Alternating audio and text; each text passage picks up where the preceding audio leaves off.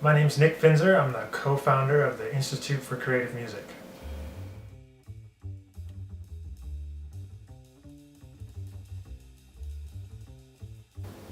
So I grew up in Rochester, New York, which is upstate New York, in between Buffalo and Syracuse, if you're not familiar, right on Lake Ontario. And I started playing the trombone when I was in 4th grade, and that was the beginning of my musical life.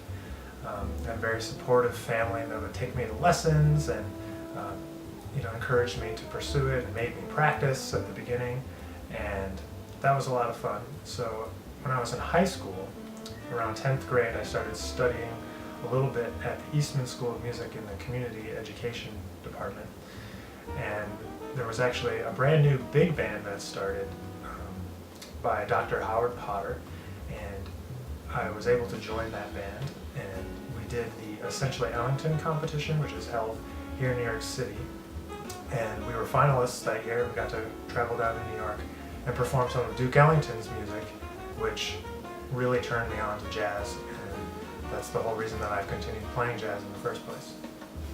So the musical community in my high school was pretty special in that just in my class there were 2 other guys that ended up going to Eastman with me, another trombone player and a saxophone player that I had actually started a band with when we were in high school. We had that band for pretty much the whole time from our senior year of high school till we finished Eastman, so about 5-6 years. We led and composed and did all the booking and recorded 2 CDs, actually 3 CDs for that band. And that was really special that I had a community of friends that were also interested in music, and that really was a driving force and what helped me to always want to get better and to keep pushing the envelope. The city of Rochester is a pretty special place in that it has a lot of culture and it has a lot of opportunities for young musicians to get out there and play. There's a great jazz festival in the city, and that provided so much exposure to music that I would never have gotten to see otherwise. Rochester's just far enough from New York where you can't just make a quick trip there to see music. So having the musicians up there in the city, really, allowed me to have opportunities to meet and hear some really fabulous musicians. I was really lucky to be able to grow up in a place where there were outlets for our creativity and to show people what we were working on and share our music. One musician that came to Rochester while I was in high school, actually, that I developed a pretty long-term relationship with was Wycliffe Gordon, a great trombonist. He came up and did a concert at a club, and I was lucky enough to get to talk to him in between the sets, and he had me play for him. And he took me under his wing, and I came down to New York for a couple of lessons. He was really instrumental in encouraging me to really start practicing and direct me towards some new things. The reason that I'm so invested in music education is because it's always been such a big part of the jazz community, and the passing down of information from generation to generation has been essential to the growth of the music and having it move forward.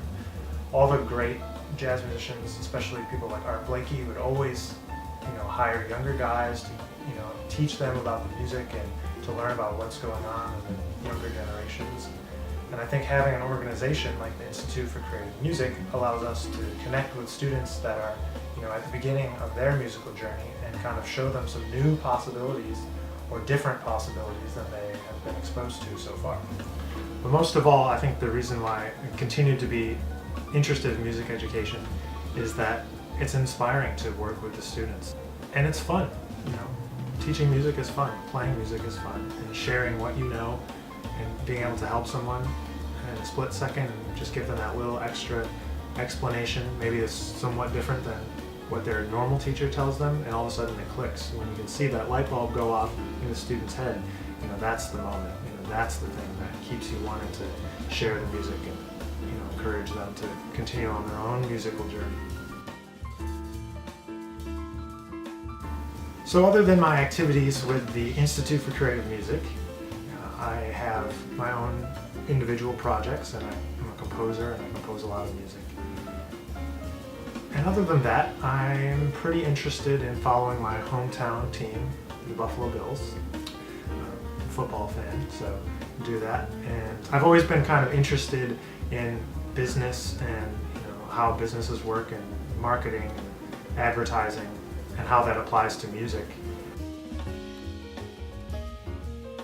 You know, we really hope to connect with the students and inspire them to have a lifelong relationship with music and to just appreciate music and art and have, you know, interactions with it, go to concerts and, you know, be a part of the community with the musicians as audience or as musicians themselves. You know, it's not always that we want every kid to become a professional musician.